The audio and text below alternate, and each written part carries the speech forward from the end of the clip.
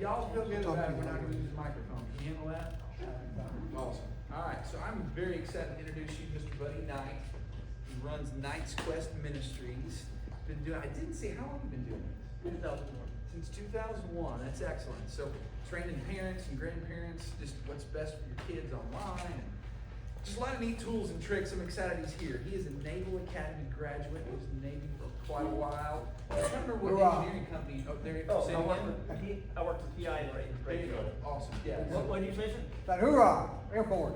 All right. Chair Force. Here we go. It's Veterans Day week. We're gonna let him get away with There you it. go. It's good. Praise God. So anyway, his wife Jen's here. They've been married for 44 years. Hallelujah. Yeah. Buddy is a cancer survivor and a heart attack survivor. In fact, fairly recently. I liked what your wife said. God threw him back. I coded for 4 minutes. Yeah. So anyway, it's yeah. And that was after the bypass. There we go. Yeah. Mr. Knight, we're thrilled to hear, man. Teach us. Thank you. Please do. Well, it's a joy to be here. I appreciate it. It's been interesting since 3 years ago when I had all the heart stuff, which is why I'm sitting down. That's the fact I'm on Medicare, so I'm old. Anyway, it's great seeing this many parents out wanting to know what's going on in the world of communications and the internet, and what our kids are getting into. This won't cover everything. These are going to cover some of the biggies and give you some practical tools to deal with it. Now, first off, nothing I recommend here supports my ministry at all, nor my personal house payment. So, but just because I had some say, yeah, but could they give the money directly to you? There's always some. And I have been dealing with computers and writing computer programs and dealing with technology since 1974. So, been around that block a little bit. Started on IBM 360 with punch cards. Y'all know how you knew when an Aggie had been punching your cards? There was tape all over the place.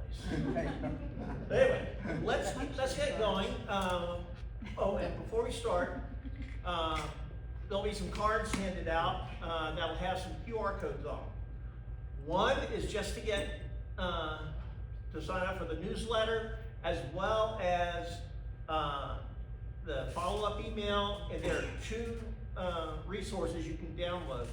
A checklist for the Tech Safe Home, as well as my social media parents quick guide. And so you can sign up for that, or you can just say, I don't want the newsletter, I just want the one that slides and guides. And then there's also a green one. Knight's Quest is a nonprofit. It has a lot of expenses keeping up with the Joneses and the kids. And so if you would like to join our fight, we'd be glad to let you. And we are tax deductible, and we send out the tax statements every January. So let's start it up. Let's talk first about auto technology. We do not let little children drive automobiles, correct?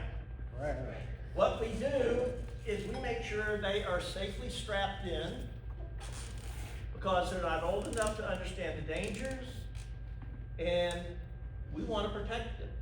Now, how many of y'all had kids who were happy about this? Not many of us. And when you start building a tech safe home, they may be a little unhappy also. Well, later when they're older, you're going to start letting them drive. And they're going to get some experience. And with the Tech Safe Home, that's when you start letting them make more decisions and having more freedoms. The tools I'm going to mention allow you to get this. And remember, I will give you all these slides. Because this is our goal, right? We have kids, and we want them to succeed in life by moving out, right? Sometimes they come back, but hopefully this is what happens. Okay. And keep in mind, I have 4 kids, 30 and above, in 3 states and 1 foreign country. So, and I also have 3 grandkids. So it does work. Those of you who are wondering if they ever move out, they eventually do. I do recommend becoming friends with your military recruiters. But with high tech, we need to do the same thing. We can't just give this technology to kids and say, run with it, just like we wouldn't give the car keys to the kids. So during this presentation, you're going to see this icon on various slides. that means there's a link to what I am talking about, or articles about what I'm saying, or links to the companies that are mentioned. So that'll just help you see that. And again, if you want the newsletter and everything, there's one code, there's one just for the slides and guides. And first off, this is an ever-changing problem. If you think you can create a tech-safe home and walk away, it's not going to work. One, the landscape changes all the time, there's new tech. But also, your kids are going to get smarter. Let's face it, they know more than most of us. Now, I want to talk about what happens with pornography. Pornography, I'd say, is one of the most pervasive problems out there. There are other problems such as predators, which we'll talk about, and some other things. But pornography is one of the most pervasive. And the thing about it is it corrupts God's design. God designed humanity so that, a human couple, when they are intimate, become one physically, mentally, and spiritually, emotionally. That's God's design. There's actual chemical processes that go on in your brain when you're dating, when you're married, and when you're intimate, that strengthen the bond between the two of you. Making love is actually a description. It's not just a euphemism. God designed the brain this way. Unfortunately, Satan likes to corrupt everything. Well, part of what's in the brain are a few regions. The first is the executive region, right here. That's where all the decisions are made, where value judgments are made, and they can understand cause and effect. The bad news for parents is that's the last part of the brain to develop. Okay, it's called the frontal cortex. Now, there's also a reward center. That center dumps chemicals to make you feel really good when you get that chocolate bar, get the runner's high, what have you. And then there is a novelty center. That dumps more chemicals into your brain when you experience something you haven't experienced before. That's why you need a new shirt, you need a new car. New things give you more pleasure. And the chemical is called dopamine. That's one of the major ones, and a few other little ones. And the brain loves dopamine like kids love ice cream. Just give me more until I'm sick of it. Dopamine can be generated in many ways. These are just a few of them. My doctor won't recommend the skydiving anymore for me. So the problem is, our kids' brains are going to be affected by what they do. If they're exposed to pornography, it will generate chemical reactions which will, as their brains are forming, produce habits, preferences. It can actually affect the entire rest of their lives. The Bible said it best: train a child in the way they will go, and when they're old, they won't depart from it. Whatever you let your kids spend a lot of time on, that's going to be taken into adulthood. You may have heard of porn addiction. Granted, some of the counselors are still arguing, is it really addiction? Is it not addiction? No, it can't be this because you're not taking a drug. It's the exact same chemical process as drugs, alcohol, nicotine, and so forth. So let's look at some statistics. These stats come from a website called Pornhub, the #1 free porn site around. They publish, they're a big corporation. Porn online is not old weird men with servers in their garage like it was 30, 40 years ago. These are companies with traded stock that are international. They have lawyers, they get MBAs and PhDs in psychology.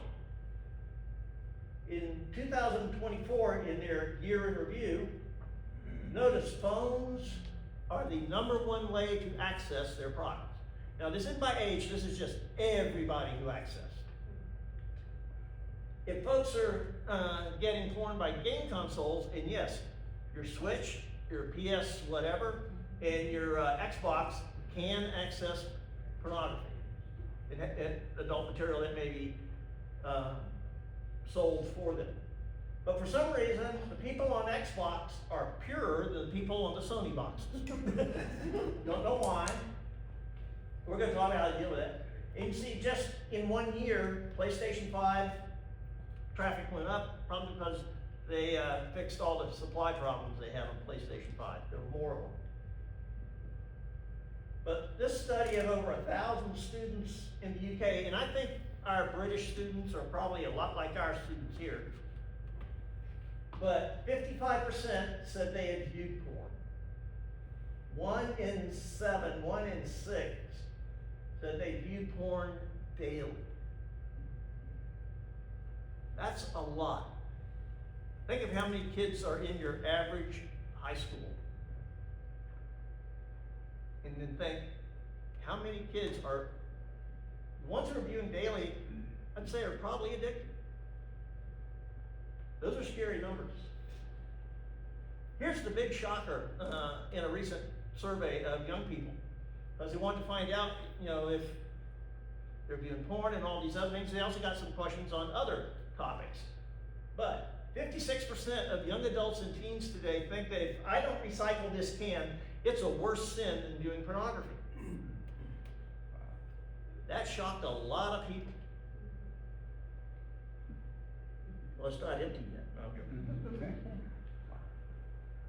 And the risk is monkey see, monkey do. We know that with kids, this works on everything but watching you clean their room and them doing it forever after. I'm practical about this. But a study in Middlesex, England, looked at what kids were doing and how their online porn use was affecting them. The study found that 39% of the 13 and 14-year-olds, yes, 13 and 14-year-olds, wanted to copy the behaviors that they saw in porn. I'm not referring to they want to have sex. They want to do some of these things. I have 2 daughters. I would not want them to date someone who at age 13 and 14 found that attractive. Porn influences people.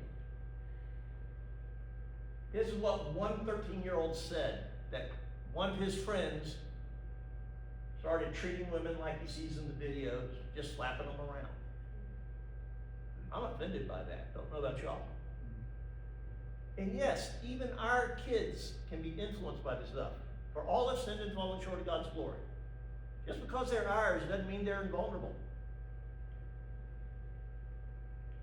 We know about sexting. How many of y'all, when you were kids, folks didn't want to be seen holding hands or kissing? Now it's way different. Fears are gone, but there are a lot of dangers. Sexting can injure their and their parents' reputations. I've worked with some families that one actually had to move because of what their daughter continued to post. There's a lot more that happens. I'll talk about some law issues in a moment. It can also stunt their normal development because we want our kids to have normal love lives when they're older and married. And by stunting, I'll give the example of a couple, married couple that I interviewed a number of years ago. They had met on the old AOL. They had taken up to sexting each other, that's typing dirty to each other, back and forth. To the point that once they got married, if they decided to have date night, they had to start in separate rooms on laptops. They could not start a romantic evening face to face. Oops, let me back up. Okay, this is an example of, it's just new, it's just, let's see, July of just a couple of years ago. A teen couple who were underage were sending pictures of themselves back and forth that were unclothed. The boy grew up and turned 18. The boy got busted for child pornography. You need to tell your kids that, hey, I know you wouldn't do this, but tell your friends. Maybe they'll absorb it too. But that's how it can bite people. There's also predators. Predators exploit high tech. they're no longer hanging around the playgrounds because there aren't any kids in the playground. They're all online. And they share information back and forth on how to see if, am I talking to a cop or a kid? How do I keep track?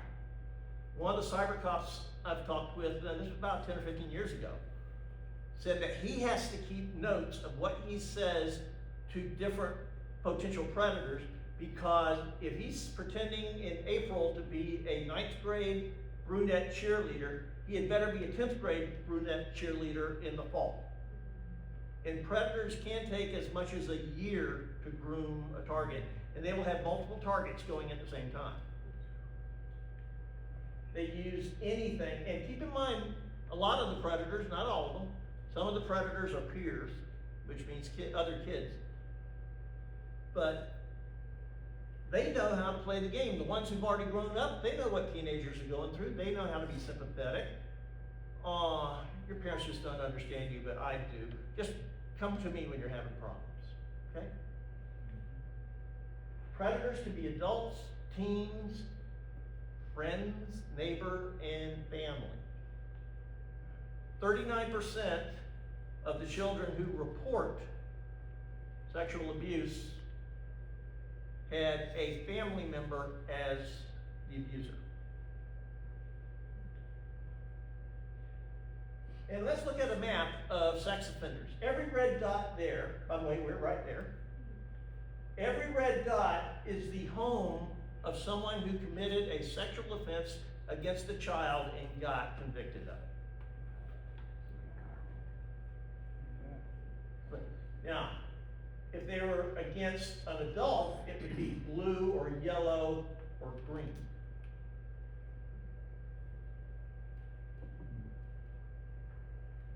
That's shocking. Now, one thing I always say when you see this, because you can go to familywatchdog.us and get one of these maps for your neighborhood. This is not a hunting plan. I had one coworker one time who was on this list because he was 18 dating a freshman, and by the time he got to 19, Daddy had caught his little girl with him and had him charged, even though they were just dating and being, kids. It wasn't really a predator situation, it was kids being kids. And we also had the great porn boycott going on of 2024. The state of Texas, as well as others, are now requiring that websites that have adult content have to have a verifiable form of age verification. And so companies have been trying to comply, some of them. A bunch of them aren't. I went through the top 10 recommended, and there's a website that gives these lists. Top 10 recommended free porn sites. Half of them aren't bothering. And so Attorney General Paxton's going to have to prosecute. But this is going on, and as I'll talk later, there are ways around this. But that's what Pornhub puts up if you're in Texas and you try and access it. They're just boycotting the whole state. But it's not, like I said, it's not accomplishing as much as we would like. Anybody tried virtual reality? Anybody? Okay. There are a few things we have to be careful of with virtual reality. Now, it's cool because we can use it for games and travel, and it can enable people with special needs, but the content can be varied and does include pornography. As of 2 years ago, the sales of virtual reality porn on the internet surpassed $1 billion a year.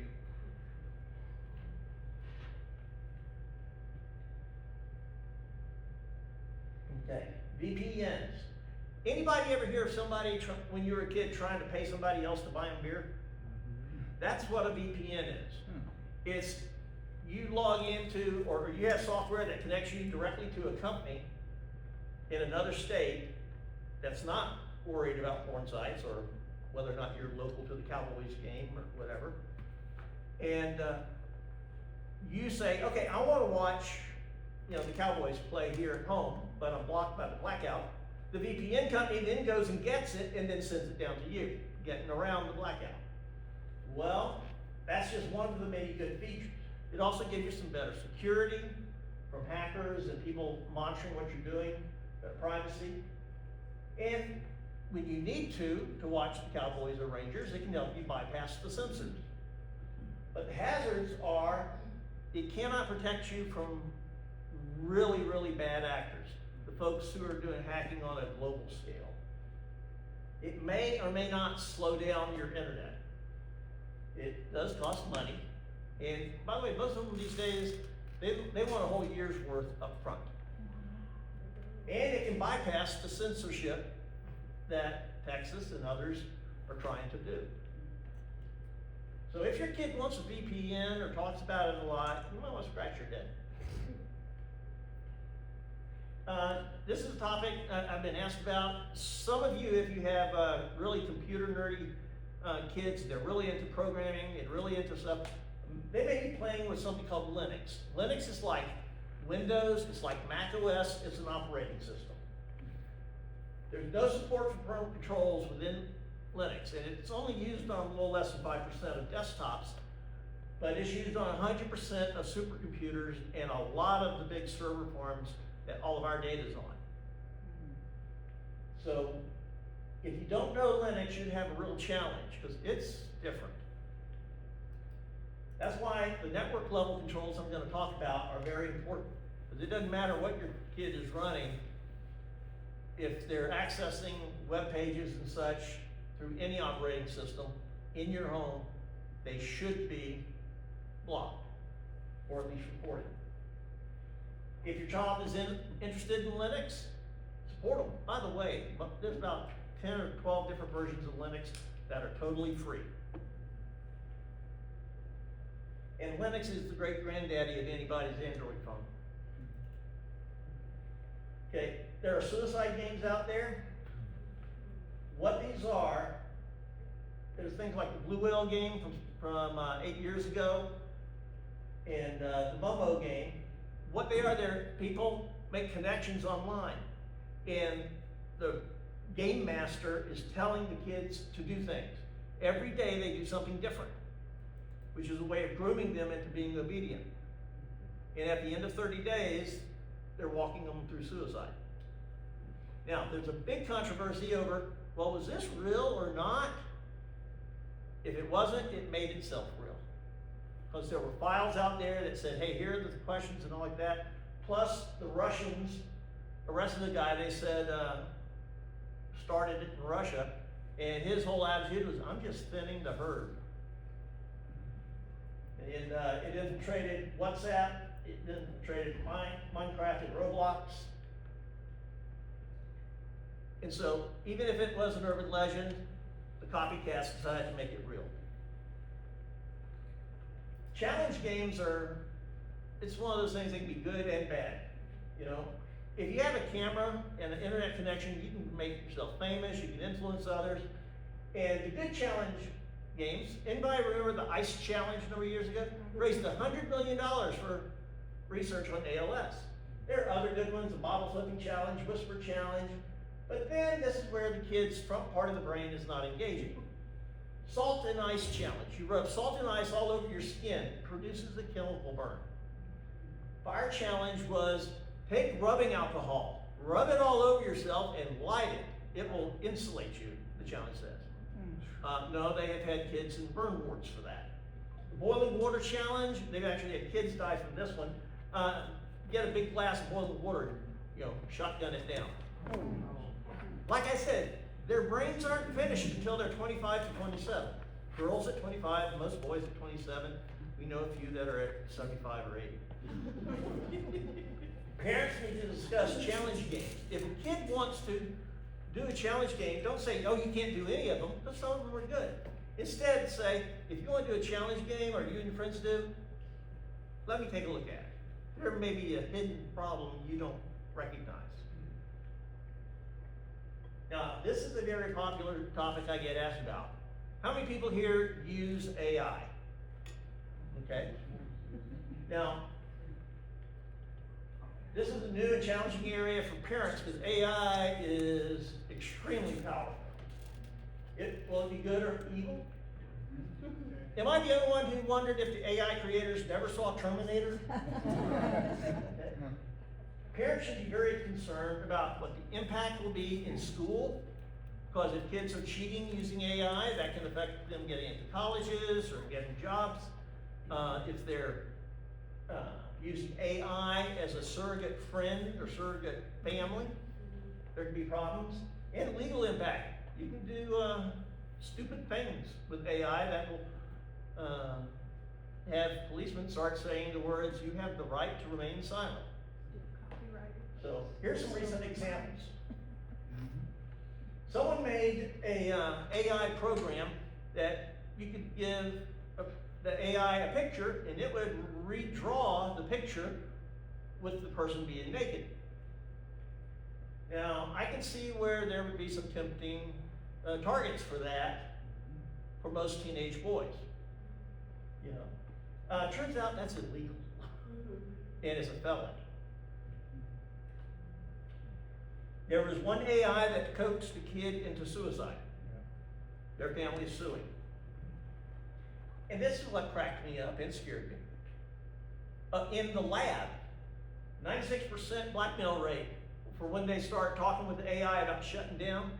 One of them even threatened to send AI-generated pictures of the engineer that took through the webcam that had created X-rated pictures of him with her in the background, real people, and send it to the guy's wife.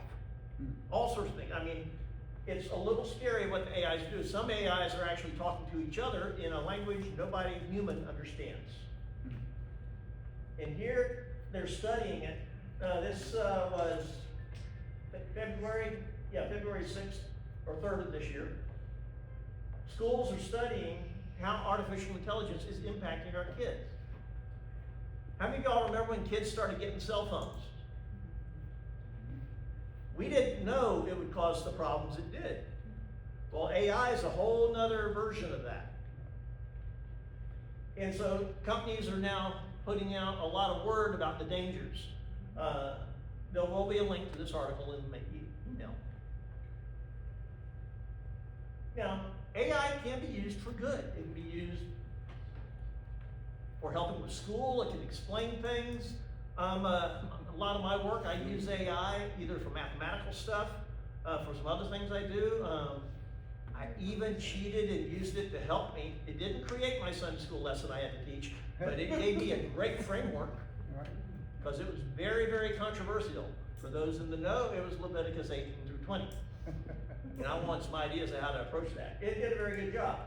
It can also help with giving advice. It can create images. Some of the images here are AI created. But it can be harmful. You rely on AI so much, your brain takes a hit. And they have done studies of that, showing that those who use AI a lot actually have decreased brain activity. Mental health, chatbots are not professional, certified mental health professionals.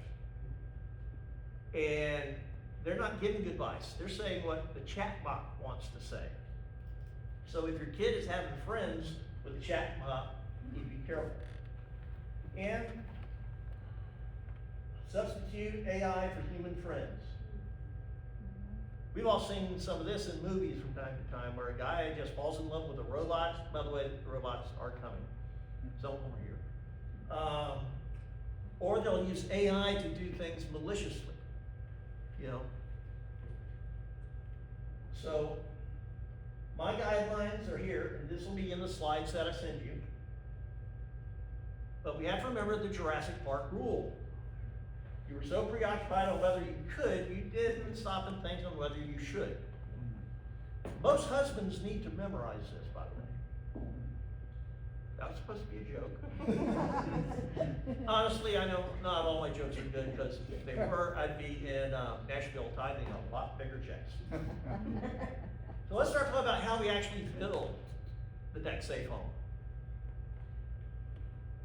We'll talk about how do we set boundaries within the household. How do we put out network level controls and why? There's a reason to do that. and at the same time, put parental controls on devices. Then we're gonna talk about monitoring. You don't always have to monitor every tap they do, but you need to monitor in general what your kids are doing and what with. So the Tech Safe Home is something we're gonna build. So this will be your plans. This is one of the documents you can download. It's my Tech Safe Home Checkup, and it takes you through everything except AI, because AI hasn't settled yet. And before we build the house, let's talk about some foundational things. When do you start protecting the home? When you say I do, before you have kids. It needs to be a part of your house, because the things you don't want your kids to get into, a lot of it is stuff you shouldn't get into either. Over half of the divorces have inappropriate use of the internet as a major contributing factor. It may not have been the beginning factor, but when the couple starts having problems and starts moving away, one or both of them jump into the porn world, and then one finds out they get further away. It's extremely destructive. You may say, my kids are too small to worry about this. Well, we had friends who hired their best friend's 12-year-old to babysit. They had a 5-year-old. They came back and discovered that she had been surfing hardcore porn sites the whole time they were gone. And there was a way I could forensically look and tell she wasn't clicking links, she was typing in addresses at 12. They told her parents didn't believe them, destroyed their friendship. But the average age of first exposure to pornography in America is between 8 and 10, depending on how you count it. So we need to be careful. The end of your honeymoon, when you get home, is the perfect time to start filtering your house. You need to have separate email accounts for everybody, because mom and dad need passwords. They may want to get something with a cooler name than what you thought of later, but they need to come to you and work through that with you so that you have access. And the reason is, email accounts are the magic key to all their other activities. This ensures that also that accounts and libraries don't get confused. How many folks here use Apple? Okay. If your mom and dad and your kids get devices and you put your account on their Apple Music and iTunes, Apple will never split their kids' stuff from your stuff when they grow up without a court order from a divorce. So have the kids start their own accounts early, but since you have the password, you can monitor it, and if they need to be grounded, you change their password. And if you have a parental control email address, an address you create different from the ones you have now, just for parental controls in your family, make about a 12-character password, which is what they ask for, but mom gets 6 characters, and dad gets 6, and that way the controls can't be changed for anybody without both mom and dad knowing. Because moms and dads could be tempted too. This is what I call the 2-key nuclear method, because that's how they do nuclear missiles. Guy over there has a key, I have a key, we switch and have fireworks. Big power. Here's an example. Smith Fam PC for parental controls at Outlook. I mean, email addresses are free. Create family level anti-spam and parental control accounts. So the anti-spam one is you make another account, and whenever some place like Star Telegram or whatever wants you to give them an email address, give them the spam account. That way it keeps a lot of that spam out of your account. So Fam jump. Okay, if you have Wi-Fi and you have cable, either cable internet or DSL internet, there's a password and a Wi-Fi network name on the device itself. You need to, if you don't know how, you can call their tech support and ask for it, but you need to go in there, change the name of the network, and change the password. Otherwise, your kid is going to be able to just look under the bottom of the modem gateway and say, oh, that's how I can get on. It's also really great Because then on Saturday morning, you can change the password, the key, and put a note on the fridge saying, hi, when the chores are done, you get the new key. Electronic parenting. Make sure you encrypt your Wi-Fi. Now, if the router, there are some cases where you have to have, here's the AT&T router or Verizon router. You might have to put another router behind it. And we'll talk about why in a few minutes. But if you do that, you need to go into the gateway, the thing that Verizon, AT&T, or whoever provides for you, and have them walk you through how to turn off the Wi-Fi. Otherwise, your kids will ignore your new private Wi-Fi and just go back to the original one. And one foundational thing is no electronic devices in their bedrooms unless it's an alarm clock, and only an alarm clock. No TVs, no game systems, anything like that. That's not just Buddy recommending it, that's the American Pediatric Association. And implement a backup strategy for all your data and your pictures. I've known folks who had a hard drive crash and lost 15, 20 years of family photos. So learn to back up the important things. Age-appropriate phones. Now, people ask me about this all the time. 7th grade and under does not need their own phone. You need to get a flip phone. Yes, they have them at Best Buy and Walmart. Have a flip phone when they have to go Boy Scout camping or go to the football game. You give them the phone, and if they need to call mom or dad, they call mom and dad. When they get home, they hand the phone to you. They don't sneak off to their room or whatever and try and text. And there are phones that will let you control what they can do on that phone. They're not smartphones at all. An alternate, if you don't want to have to go through all that, is if you actually need your child to have a phone, and it may be a case of you have divorced custody, and so your child when they go to the other parent, needs their own phone. Or some other situation like that.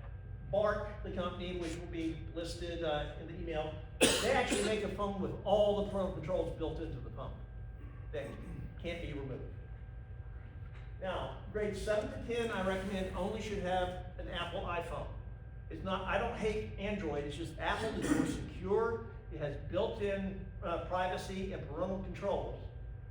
And so, under the 11th grade, don't trust them. Remember, their brains are mush. It explains a lot, doesn't it? Now, when they're 11 and 12, let them decide, but only by going through and looking at the pros and cons and everything they need. They'll need, to have some sort of security software. They need to protect themselves.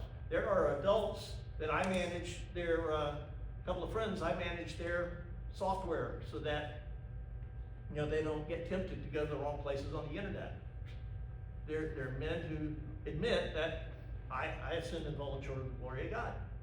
And so they need to go through all that, because you want them to learn to make a decision while they're still at home, so if it goes bad, you're still there. You don't want to wait till they go to college or the Marine Corps or whatever.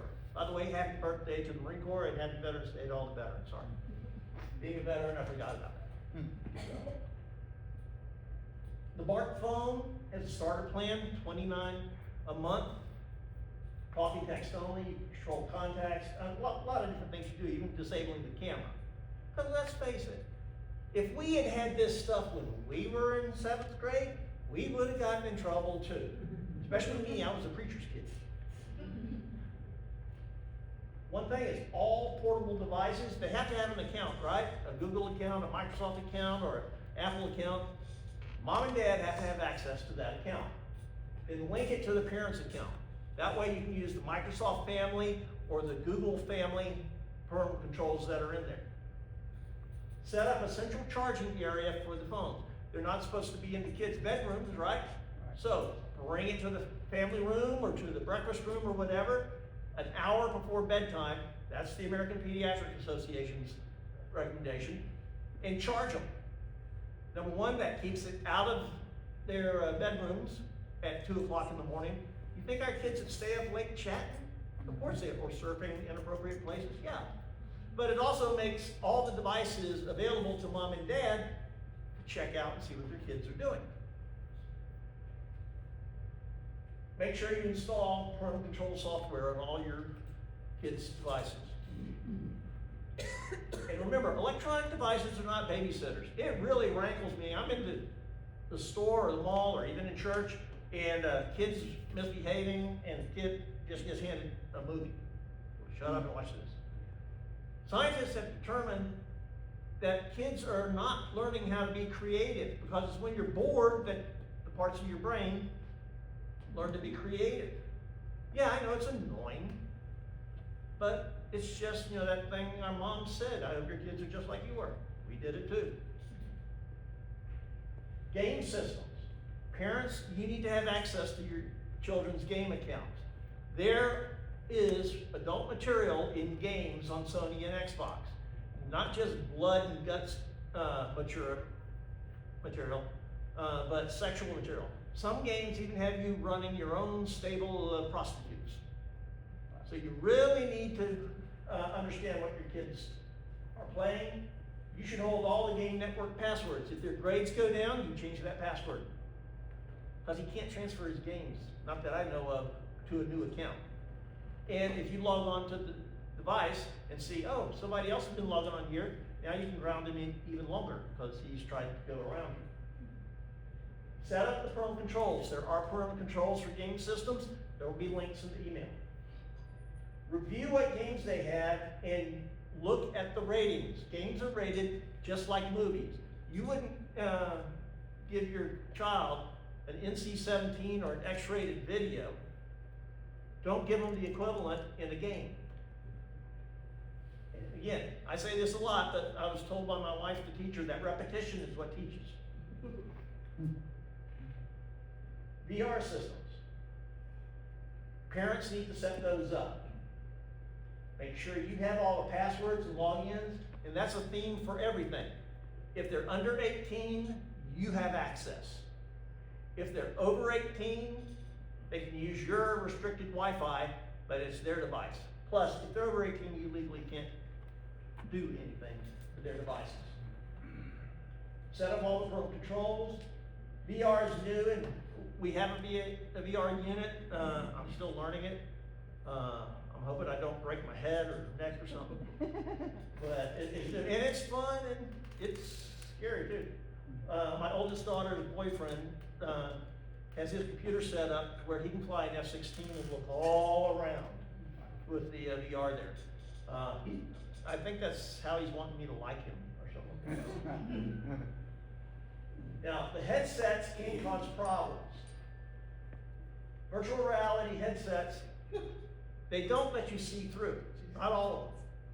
So you can be fighting Darth Vader and hit the ceiling fan, or trip over the puppy, or whatever. There are people who have had injuries. One even broke his neck because he had a really heavy one. The kid, they said it was unusual and rare, but he just happened to have a medical condition in his spine that when he was playing so much and turning his head so much, it snapped his spine. The safety considerations, you only use them in a clear space, not only horizontally, but vertically. An empty garage works. Make sure furniture is well out of the way. Doctors recommend the safe zone for VR. Doctors recommend not more than 1 hour a day at the most. So, we've got the foundation laid, we're getting into this, and hey, I'm not too far off on time. So, we're going to talk about how to do all these things in detail. Keep in mind, all the products I'm going to recommend are products I've tested. In some cases, I'm still using, but they are not supporting my ministry or me in any way. This is all objective. Starting off with setting the boundaries. When you're setting the boundaries with your kids, some boundaries are non-negotiable, and some are ones you can get their inputs on. Like I said, you have all the passwords. All devices should charge in a single location. And if your child is going to a friend's house and taking a smart device with them, just tell the parent, we would appreciate it if you would just take up their device. You're not supposed to use it overnight. Please do that for us. That gives you a chance to tell them that their church needs to invite them. No. Okay. It also makes sure that especially if they're using them in school, that the device is charged the next day. One non-negotiable boundary is that if kids make a mistake somehow and say, ooh, I didn't mean to come to this, and come and say, Mom, Dad, this showed up, you can't flip out.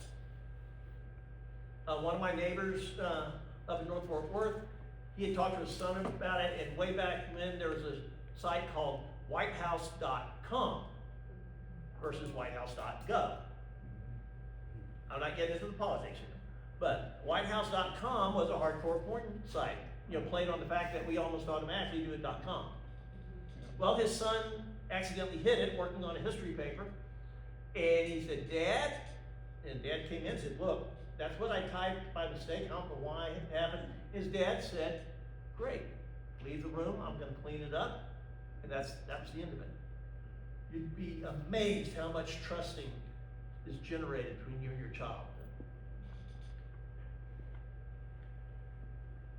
Things you need to talk with your kids. Ways of talking about internet safety. One, the internet's like a big city. Who here is going to drop their 8-year-old off in Deep Ellum on Saturday night? No. Don't raise your hand. You're not going to, there are parts of Fort Worth, Lancaster, you're probably not going to want your 16-year-old at. And so, they don't understand the technological dangers of contacting people, but they understand cities, they understand cars. And when you tell them that I'm putting in this router and these parental controls, you're not saying you don't trust them, you don't trust the rest of the world. That router is like your airbag. The parental controls on the device, that's your seatbelt, and they're all there to keep you from being harmed. They understand that. Even little kids understand seatbelts. And tell them not to trust anybody online. They can be anyone they want, and they frequently are anyone they want. I can log on, I can make a whole personality in about 1 hour that could be totally different from mine. I could be a Martian for all they care, And you need to do this more than once, like dinner table conversations. It should be popular. Keep your eyes out for articles in the news related to it and talk to them about it. Just like any other topic that kids need to be aware of. If you talk about it one time, they will forget it one time. And integrate your beliefs. There are ways to integrate the gospel in all this.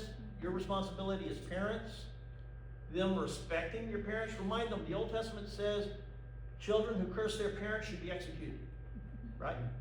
We're teaching Leviticus in my church. But tell them, this pleases God for you to be protected. It pleases God for you to resist. And tell them this, what they're doing is training for their adult life. There are temptations when you're married. If you learn how to resist temptation now, you're strengthening emotional muscles that give you the strength to resist later. Predators. Predators can be anybody.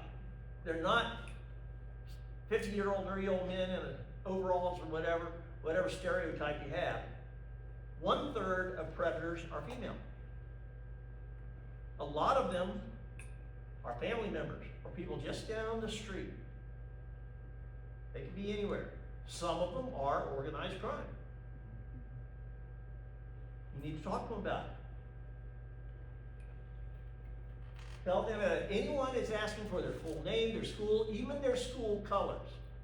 There was a case up north of us where a girl had been talking to a guy, and he mentioned something about, man, you wouldn't believe, my parents moved me to a school and their colors are like pink and green. Yours aren't that bad. Oh no, mine are these two colors. Well, he already knew what part of the country she lived in. He just had to find schools that had those colors. Fortunately, they nabbed him first. Oh, and they keep records like you wouldn't believe, like they're lawyers.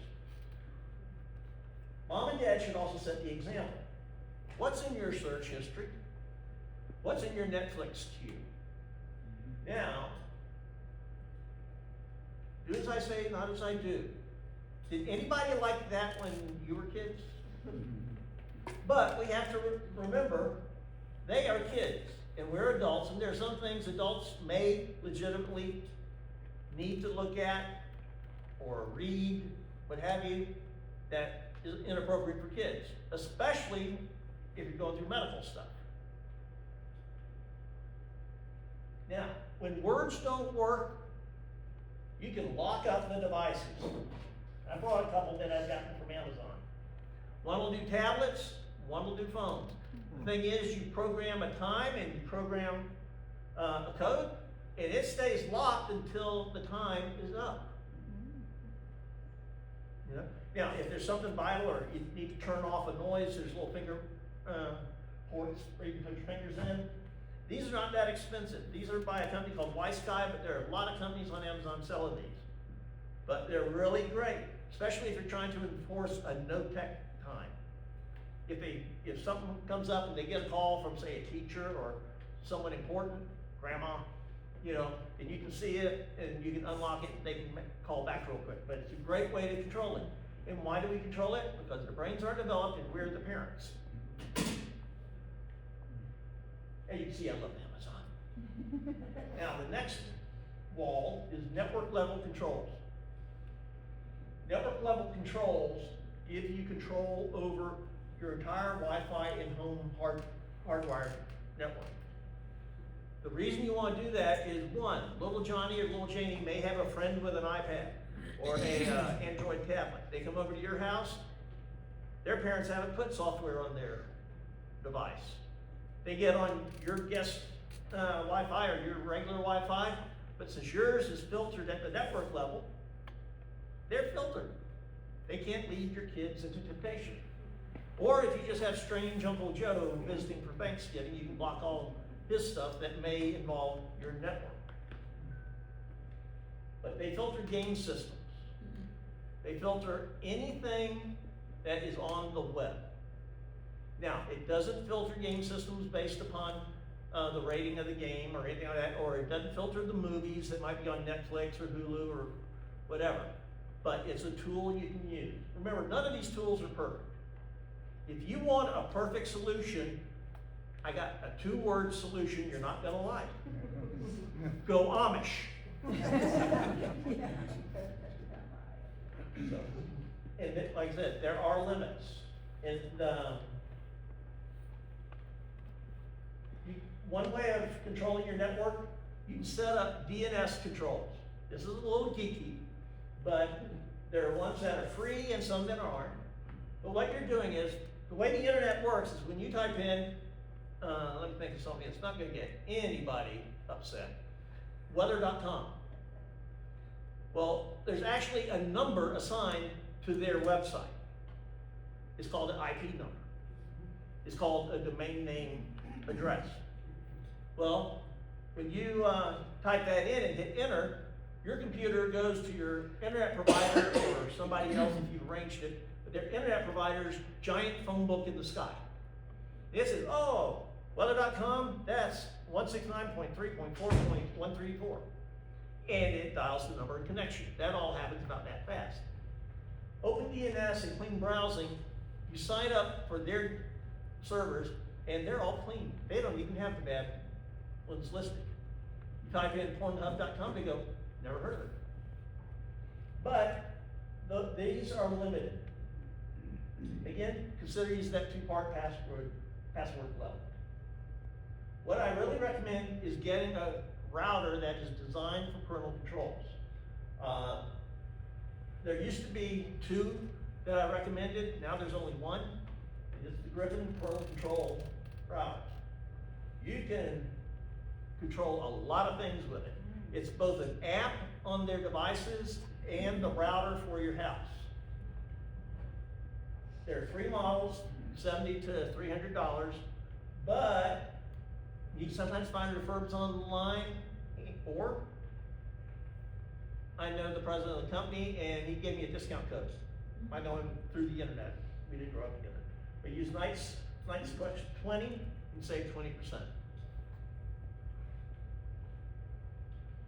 Windows has parental controls in it now.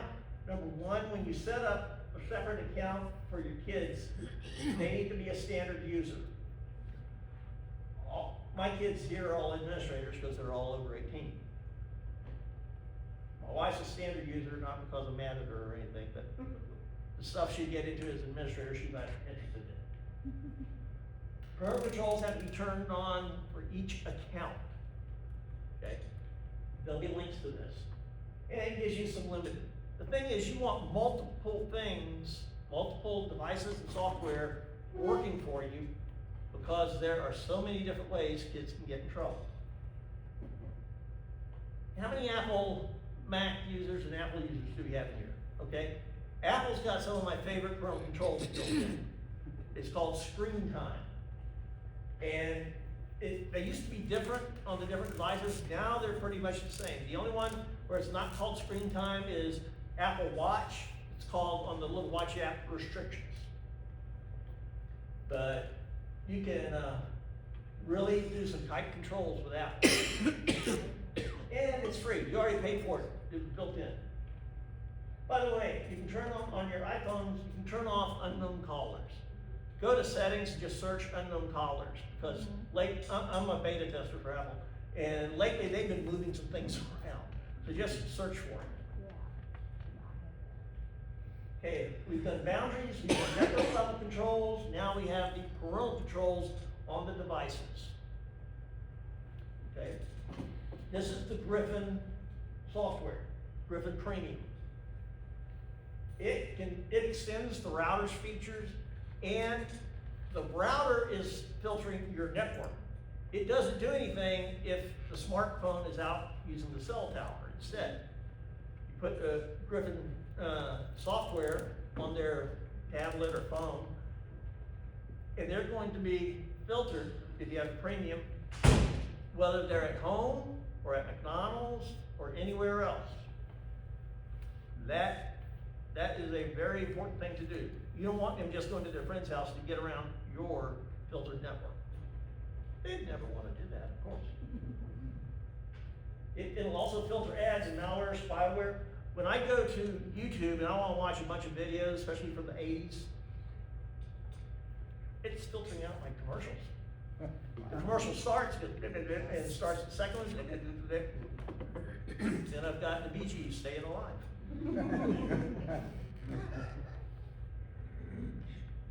Alerts for websites someone may be going to for infection. It blocks it. It's got a good security system. Like I said, it even works away from home on cellular data. $7.50 a month. You may say, man, I'm getting nickel and dime by all these subscriptions. That's better than being nickel and dime by $200 an hour therapist fees. And I'm being serious about that.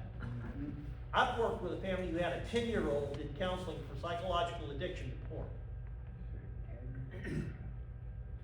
So that's cheap. I don't know if the discount went past the 29th, but all you gotta do is go to griffin.com. That wasn't my discount for me. That was just a sale they were having. Another piece of software you can use, and this is one I recommend when you know you have a problem with imagery. Canopy uses AI to look at what's being displayed on your screen, and if it's inappropriate, it blanks it out. It's awesome. It can filter other things. If they're sexting, you will get an alert. It doesn't stop them, but it lets you know they're doing things. Then when you pick up their phone after they go to bed, you can check all their texts if they haven't deleted them. You can tell it, I want the follow. I mean, if you are an Aggies fan, you can actually block UT Austin on here. Great job. Okay? Or in my case, U.S. Military Academy at West Point. Feed on. It will give you location awareness. Where are your kids? Time management. It screens texting images. If Susie's boyfriend sends him an inappropriate picture, and a lot of boys are doing this, it'll blank it out. This runs about $8 a month, depending on how many devices you want to install it on, and it's one of those that bills annually. So the great thing is, oh, we got one more. Covenant Eyes. If you have someone in recovery, this is what I recommend. Covenant Eyes requires that the person in recovery who's using it has an accountability partner. Covenant Eyes may not stop everything, but it will report everything. And the partner, who should never be the spouse, can say, hey, bro, looks like you're having trouble with your recovery. You know, you fell off the wagon. And so it's a very good product. It has limited features for Chromebooks, Kindle Fires, and smart TVs. $18 a month. Again, cheaper than $200 therapy. Okay. Now what about monitoring? Monitoring is hard. It used to be easier. And then the various legislatures, congressmen, and judges changed things on us.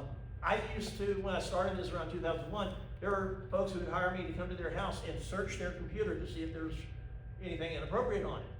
Then Texas passed a law, for some good reasons, that made it a felony to do that unless you're a licensed private investigator or a computer forensics person, or a technician like they have at Best Buy Geek Squad. And so I don't search that, but I will get on the phone and tell you how.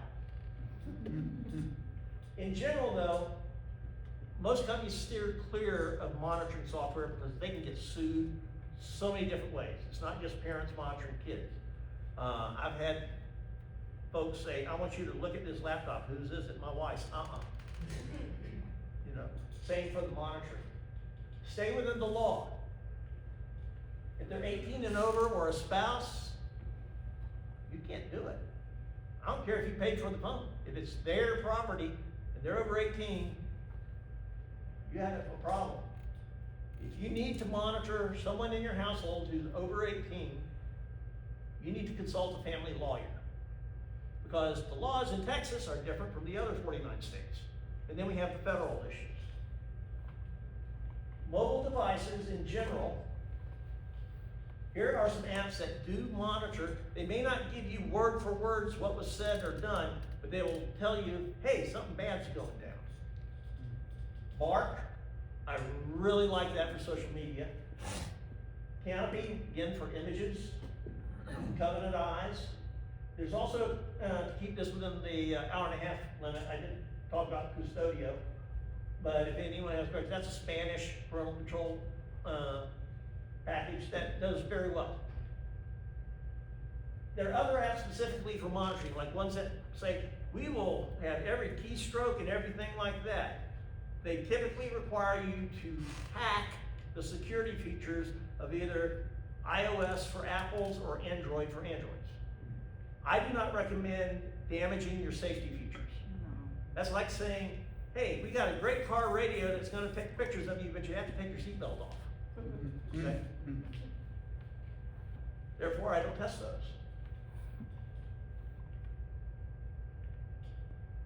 The Bark app can monitor over 30 social media sites. Now, you do need to have the login credentials for that. But if you're building a tech-safe home, you're going to have that anyway, right?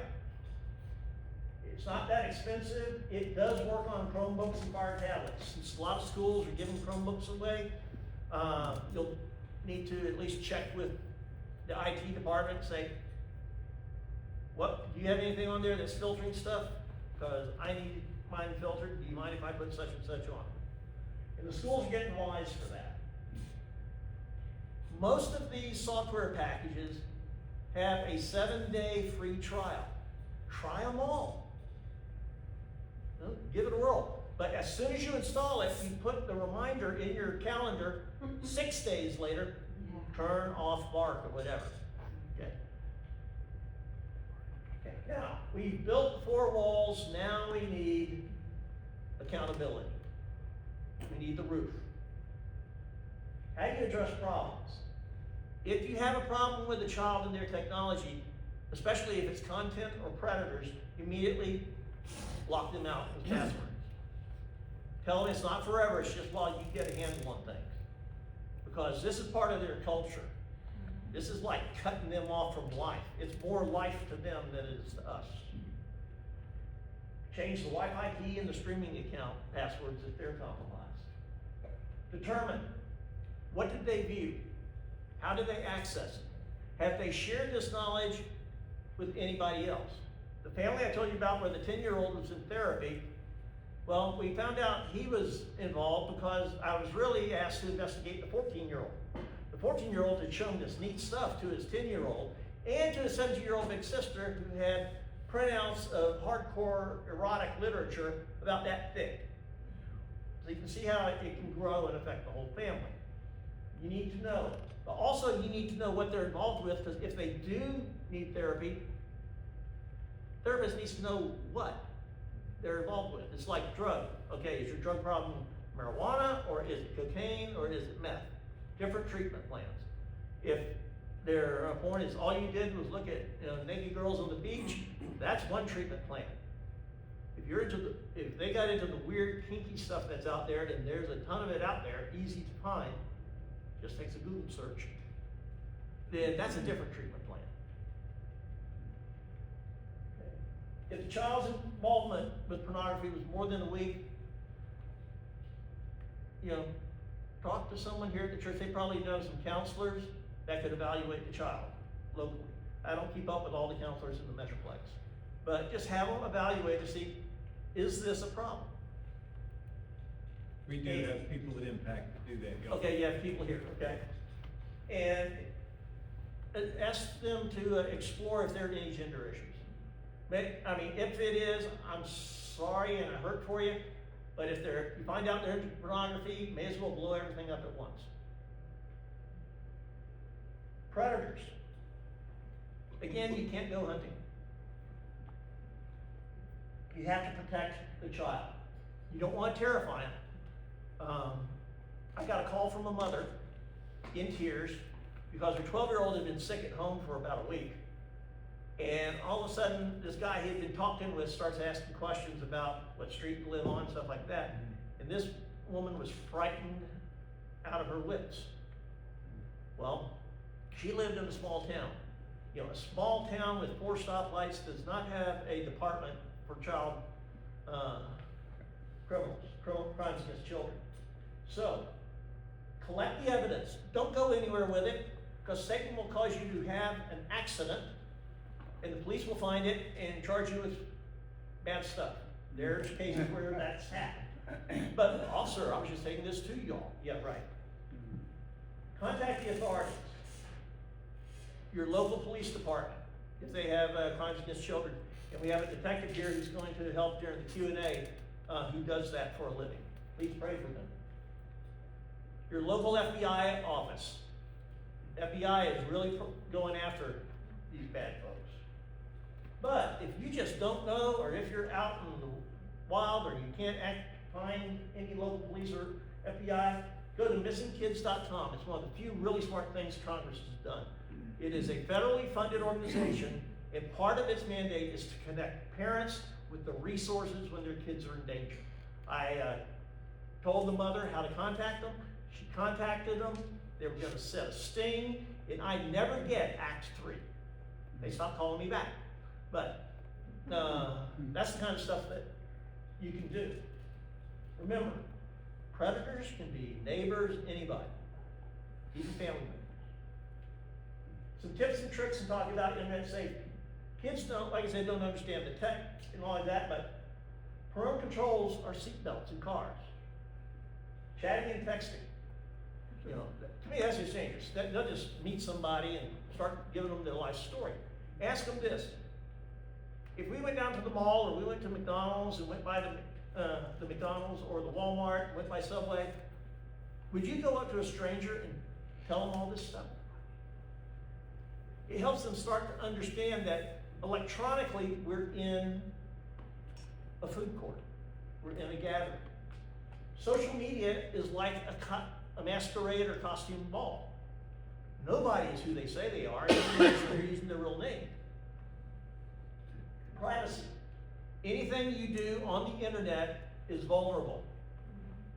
How many just Google real quick for the latest motion picture stars who've had their iPhones hacked, and all their private videos are now on websites. And I think it was, I can't remember. She was Tony Stark's, Gwyneth Paltrow. If she, with all her money, can't get everything off the internet, we can't either. It's there forever. And talk about your kids should support the rules you're putting in place, because they support the coach when they're playing soccer, and the coach is telling them the rules. These are the rules for the internet, and you have to have rules. Or internet devices, or not internet, but Apple devices, turn on Find My Phone if they have an iPhone or an iPad. And also you can do that for your spouse too, because Jane and I both have each other turned on, and sometimes you have to go to church in separate cars, and I'm saying, where's Jane? She's stuck behind the train. Or where is she? Or she's wondering, where am I? Or I can go out and make a side trip to Best Buy, and she goes, what you getting at Best Buy? She's smiling back there too. Now, make sure that your kids are using a different Apple ID than you are, or they will start receiving all your text messages. I got a call from a mom who was very much in love with her husband, and he was very much in love with her, and found out their 10-year-old was getting all the lovey-dovey and X-rated texts they were sending to each other. Would love to have been a fly on the wall. But that's why kids have separate accounts. It just becomes normal for them. Vault apps.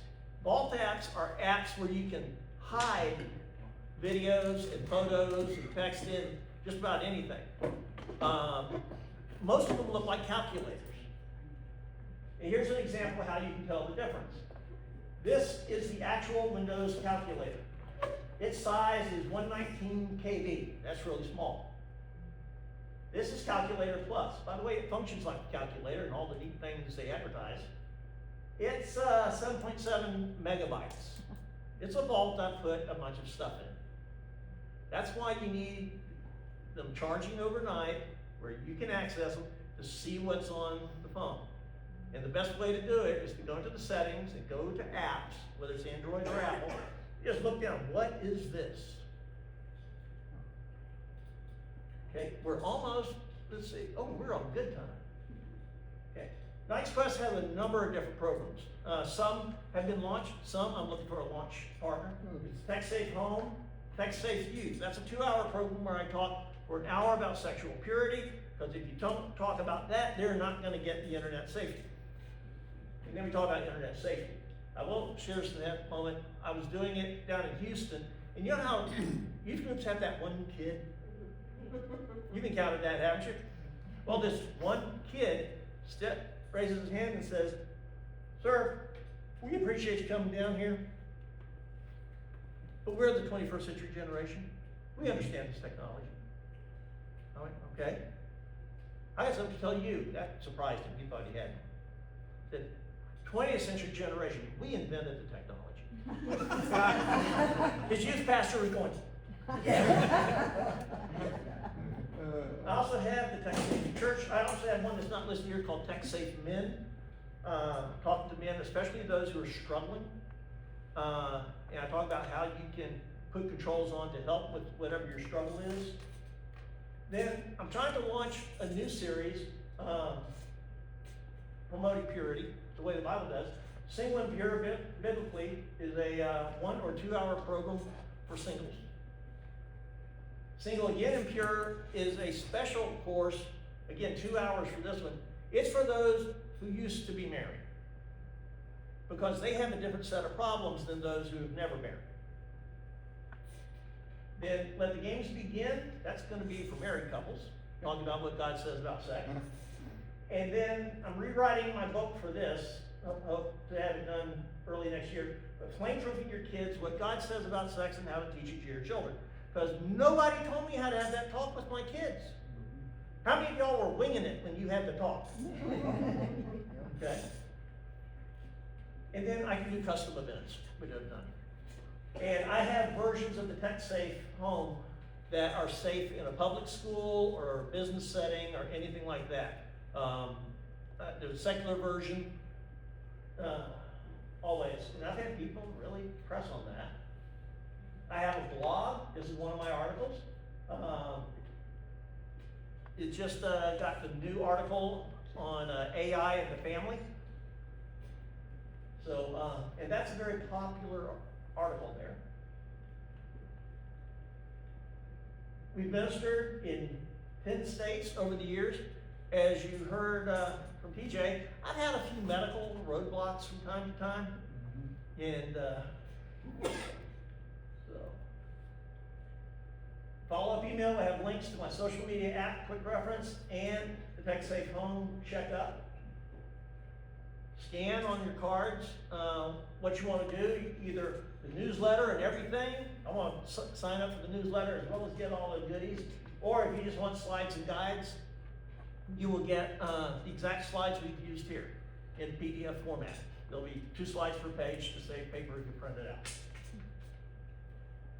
If you would like to join the fight, if you'd like to support Knight's Quest, please do.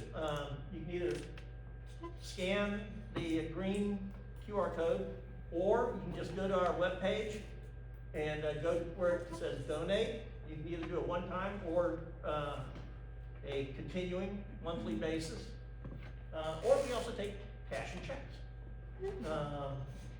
We're not proud about that. We'll take it. Subscribe to the blog when you go to it. This is the new article, AI in the Family. And it's got some guidelines I'm giving after explaining it. So if you're scratching your head on AI, this may help you. I hope it does. If you contact me and have questions, answers are free. You know. And so thank you for your attention. We're still under the hour and a half. And welcome, Detective Branch. If you can join me up here.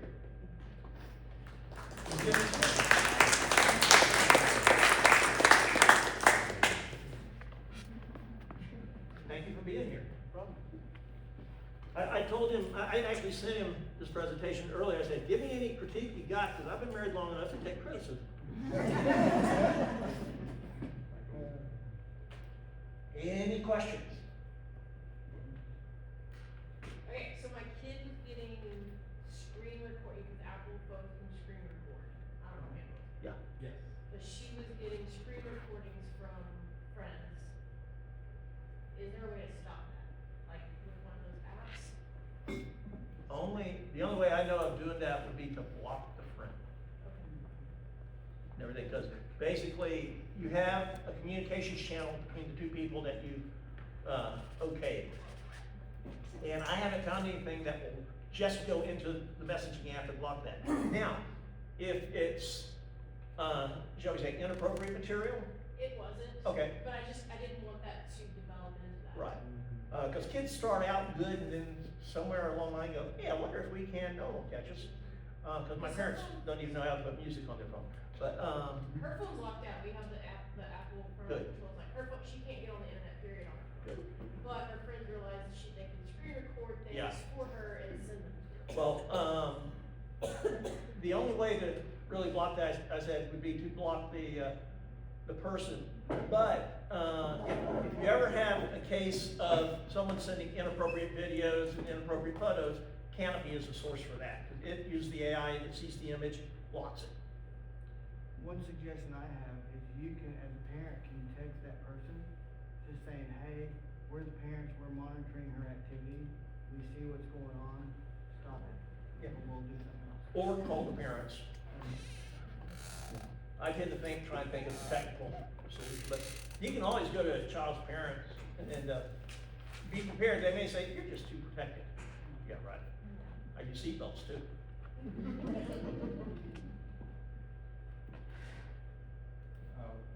Sorry. What are your thoughts on social media age? Social media?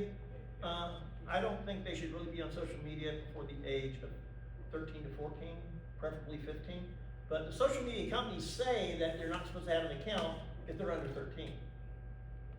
The problem is a lot of schools are using social media to contact the kids, you know, to announce, hey, there's a band social media account. This is what's going on in the band. But if you can, the longer you wait, the more well-adjusted I think your child will be. Because too many kids are generating their own self-worth based upon my likes and my number of friends.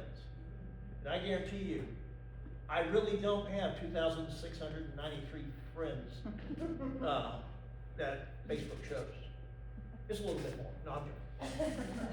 Yes, ma'am, you had? How bad is Roblox? I kind of already know the answer as bad, but what if they're just playing like a game on there that's on a desktop that parents can see them playing the game? I haven't seen anything that would let you monitor it, like the monitoring software like that caused so many lawsuits and stuff that, the company stopped making them. There used to be one called Spectre Pro, and my PI friends called it the spouse picture, because it was so good. It was one day used. But, Roblox has been being compromised, is the way I put it. I don't think the Roblox people who make the product are bad, same for Minecraft. But remember I said, predators, they're not hanging out at the school playground anymore. They're hanging around the game systems and everything. Yeah, so here's how it works with Roblox and, Minecraft and all that. You have an adult that's on there looking for a child. They somehow get in contact with your child, and the Roblox is not monitoring it until something inappropriate happens on their system. But what they'll do is, hey, go to this, like Snapchat or Kick or whatever, and let's talk there. That's where all the bad stuff starts to happen. It starts on Roblox, but then moves to a different platform, and then they start working on your child that way. So, if you have any kind of chat capabilities on Roblox or Minecraft or Fortnite, make sure that those are off. Make sure you have the passwords and the login, so you can check on it. I was thinking, you can also restrict the friends that your children have on the games, like I think Minecraft, I've got to limit it to specific friends, and people who aren't friends, they can't chat with. That's one way to monitor. You ask your son or your daughter, hey, who's this person, who's that person? Oh, that's so-and-so from church. And then I'll go and ask, hey, Alan, is this your, I'm just something like that, is this your son? Yeah, okay. You know, or I'm with my parent, is that who it is? Yeah, okay. You can play with that person online. Yeah, that's how we turned off chat whenever our kids used it, and then if they wanna talk to a friend, they do it on a phone, on like a speakerphone where you could hear, so that's how, instead of interacting through the app, that's how But we something, managed it. but something else that happens with that is, say you are a friend with somebody, you're playing with one of their friends, the known friend, right? Well, that friend can invite somebody to play with you, and now they don't know who that person is. They knew the person that they invited, and now they've got somebody totally different that they don't know. Hey, Sean, yeah. And you're going to get this, you don't trust me. No, I don't. And that's when you say, yes, I do trust you to be 8 years old, to be 12 years old, to be 16. When you're 18 and over, you'll make more of your own decision. But they may not believe it, but explain the brain thing. They won't accept it. They're not finished yet. But they'll know when they have kids. So you showed us that, map of sex offenders Mhm. in our area. What do we do with that information? Does it scare us? I mean, what, be careful. I'll So- his expertise. Yeah, I mean, they're everywhere. I mean, Just be they're- on guard. They could be teachers, they could be lawyers, doctors. And like you said, you had a friend that he became a sex offender because he was 18 and dating someone who was 16 or something. But there are those out there that we've arrested for online solicitation of minors or child pornography or something like that. And they're now registered sex offenders. If you have one that's close to your residence, keep an eye on them, don't let your kids walk that way alone or whatever. But it's just more for an awareness of where they're at, for your benefit, so you can protect your family. Yes, don't go hunting, whatever you do.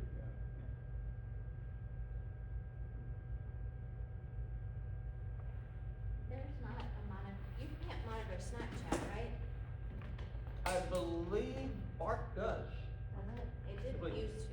Yeah, it didn't used to, but I think they've added that, but with all the changes lately, I just go to bark.us, they're different, they're bark.us, and double check on that. I haven't twisted, Bark for about 6 months, so there could be changes. And someone over here? Yeah, grandparent, kids are 6, K-pop, should I be worried about K-pop? I just learned a little bit about it, but I know there's a lot of music. I think it's Korean rock and roll. Yeah. Yeah, But they have demon hunters and. yeah. David, talk to me about K-pop Demon Hunter later on. Pardon? It's a movie, I'm happy to fill you in on that. Yeah, please. But the Okay. answer is no, don't, that's bad news. So, yeah, bad Okay. news. Okay. Yeah. Yes, sir. One of the most overwhelming things is just all the passwords and then all the verifications and just, there's, each software has something new and something different and then there's different guidelines about, you know, it's just, is there, I don't know, is there any? You can use a password manager. Yeah. Or you can come up with a system. And the system I came up with is, and I change it regularly, I come up with a core phrase or word, like, I love hot dogs 21, no spaces. Then, after it, I put a number that I choose, different from the 21.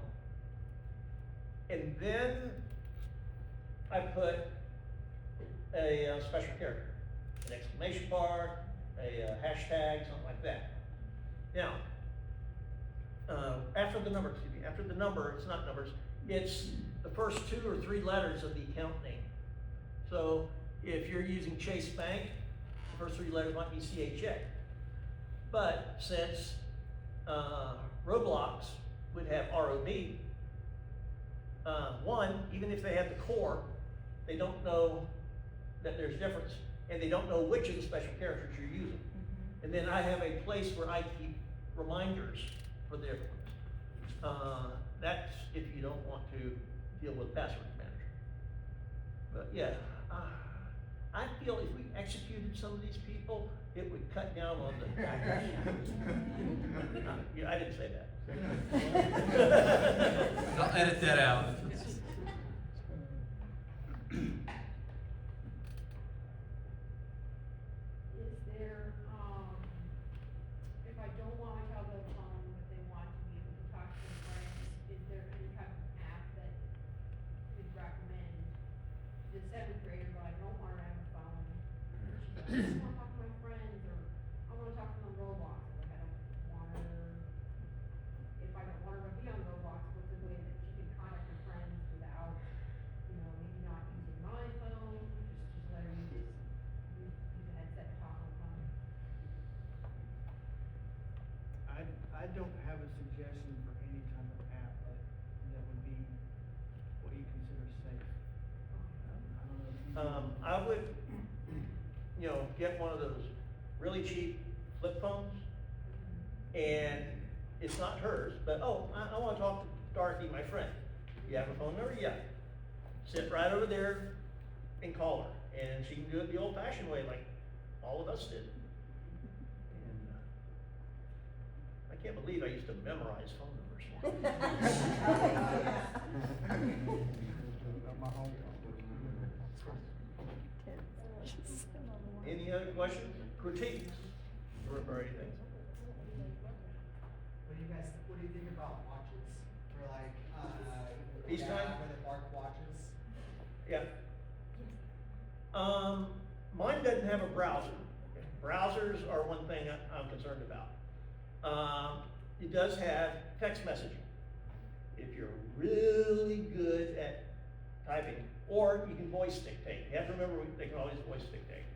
And so, if you're controlling their phone, then you'll have control over the watch app. And you can set up the watch itself, including some of the restrictions.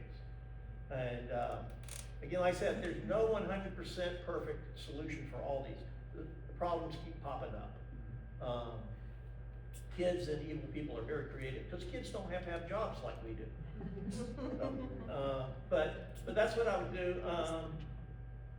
you know, for watches, just control what apps get put on it, and, worst comes to worst, you change their password, and their watch didn't work.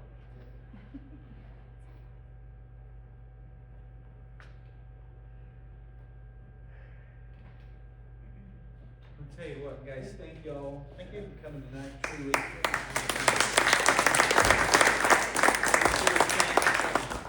Mike, well, he's gone now. Mike Blissett is going to connect your buddy and I, and thank you for Mike, part of the reason we were able to get him, so grateful for that.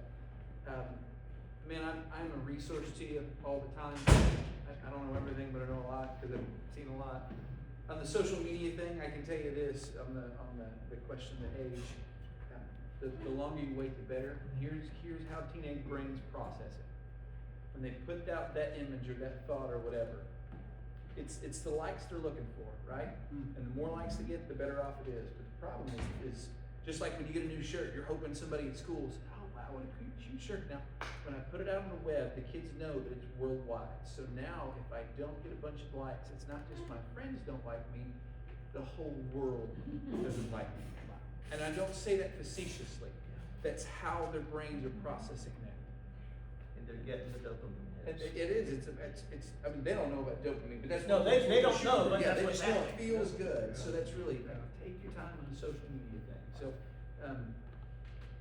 seriously, on the movie issue, I do a lot of reviews on that too. But I'm a resource to you, Detective Branch. Again, he works specifically crimes against children and does a whole lot of internet sleuthing. So he's a great resource we've gotten in house. Yep, and you need to pray for him, because he sees things you don't Yes. wanna imagine. Holy cow, it's amazing that he is as kind as he is. He should be walking around kicking people every single day of the week. So that all being said, man, we love you and we're for you and we're here to help you. And whatever we can do to help you, will, all right? Thank y'all for coming. Bless you. See y'all later.